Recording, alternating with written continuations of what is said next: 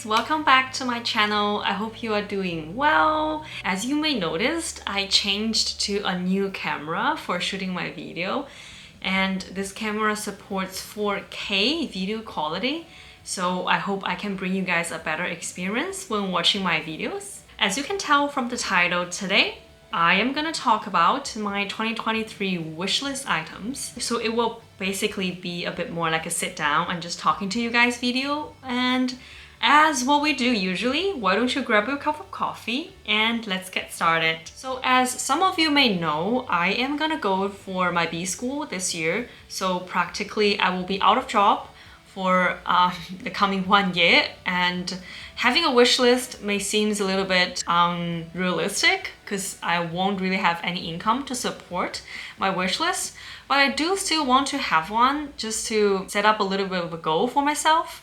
I don't think I will get the majority of the items, but these are just the things that I am looking at, just like a little bit of a goal for myself to reach.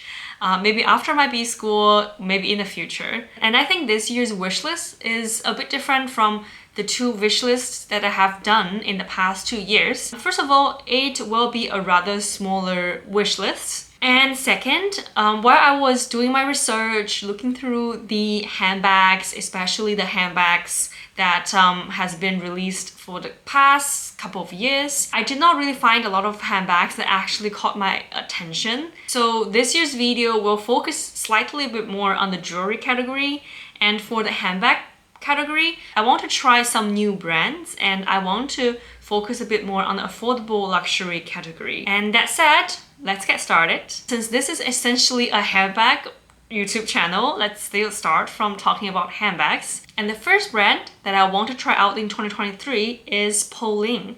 So some of you must have heard of Polène already. Polène is a handbag brand based in Paris. It was founded in 2016 by 2 brothers and 1 sister. So overall, this is still a very young brand, and the brand is famous for making top quality leather goods with reasonable prices. I have seen my friends who bought bags from Polène, and I have actually touched their handbags, and I am very confident to tell you that the leather quality is really good. So that's why I really trust Polène to be this brand, as what itself says, that it focuses on top quality leather goods. There are a couple of handbags collections from Polène which are pretty popular. I think the one that is on my wish list and is probably the most popular and the most classic design from Polène is called Number One. And Number One has Number One collection, Number One mini collection, and also Number One nano collection. The difference is the size. The Number One collection has the largest size and Number One nano has the smallest size. And apart from Number One, there are a few other famous designs from Polène as well. For example, Number 9. And Number 9 is a bit more like a tote handbag style, which is more suitable for you carrying it to go to work or formal occasion. One fact about Polène is that they usually don't do discounts. Unlike some other new designer brands, they usually would give you a 10% discount if you sign up for their newsletter and get your first handbag from them. Polène does not provide that kind of discount to you. What I heard is that they probably only give people a discount during Black Friday sales, and that's it. So if you look at the retail price of the Polène Number One bag, which is $470 US, and the retail price for the Number One nano bag is $380 US. I won't suggest you to wait all the way until Black Friday sales to get a discount for buying this bag, since the retail price is not exactly too high. So if you really enjoy this bag and if you really want to get it as a gift for yourself, as an award for yourself, I think you should do it whenever you want. And the second bag is from Coach. So if you have watched my channel for a bit while now, you would know that I am a big fan of Coach. And the newest handbag collection from Coach has successfully caught my eyes again. So it is called the Bandit shoulder bag. I like how Coach decided to put the small C logo in the front of this bag and how they decide to make the size of the logo a bit on the smaller side. So it makes the design of the bag very simple yet very elegant. I have seen people wearing this bag on the street and it always caught my attention. And the shining leather that Coach did with the bag really even adds more elegance vibe to this bag. And can you believe it? The retail price of this bag is just $5,950. And if you convert it into US dollar, it will be around $758 US dollars. But I'm pretty sure if you get it in the US, it will be cheaper than this price. But can you believe it? By just looking at the design and looking at the leather quality of this bag, I would assume it to be much more expensive. It has a lot of color to offer, and among all the colors that it offers, I definitely love the black color one.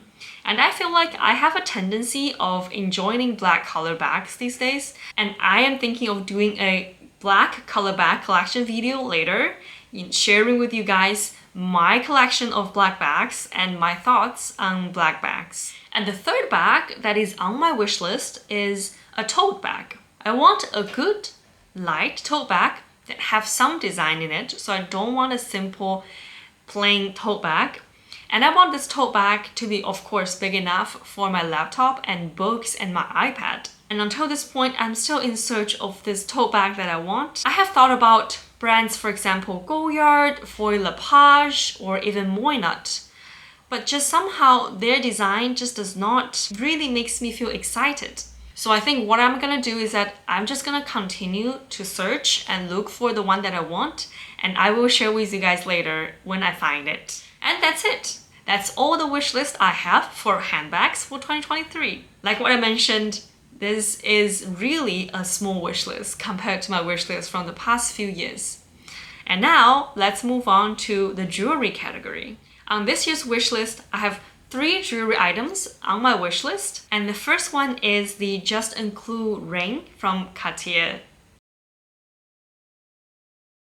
If you have watched my wish list for 2021, you would have realized that this Juste Clou series has been on my wish list for quite some time. I started with loving their bracelet, and now the love has moved from the bracelet to the ring.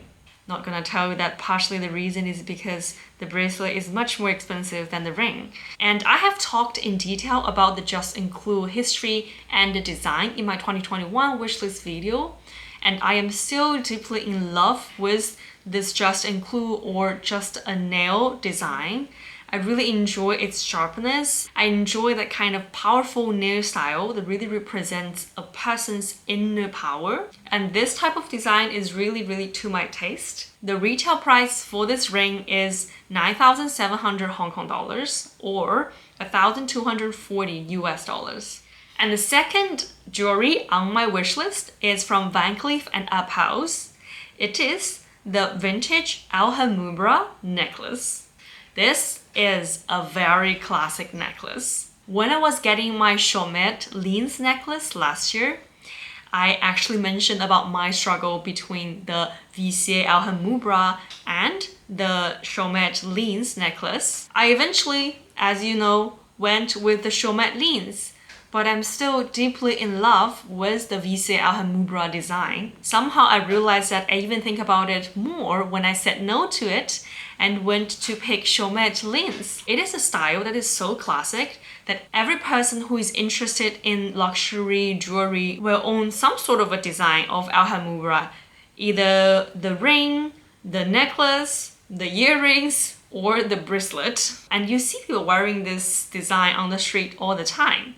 But somehow, you just don't get tired of it and you just want it even more. That's probably, the best example of a definition of classic. So the retail price for the vintage Alhambra necklace is 24,000 Hong Kong dollars or 3,050 US dollars. If your budget is below this amount, you can think about going with the sweet Alhambra necklace, which is smaller in size, and the price is half of the vintage Alhambra necklace. And the last jewelry piece on my wish list is from Tiffany. It's the Tiffany T jewelry collection. I know I've never really talked about Tiffany in my channel, but I have been eyeing the tea collection for very many years already. I remember my friend used to own the tea wire bracelet in, I think, rose gold, and I would look at her wearing it with some of her style. It would look so classic but chic,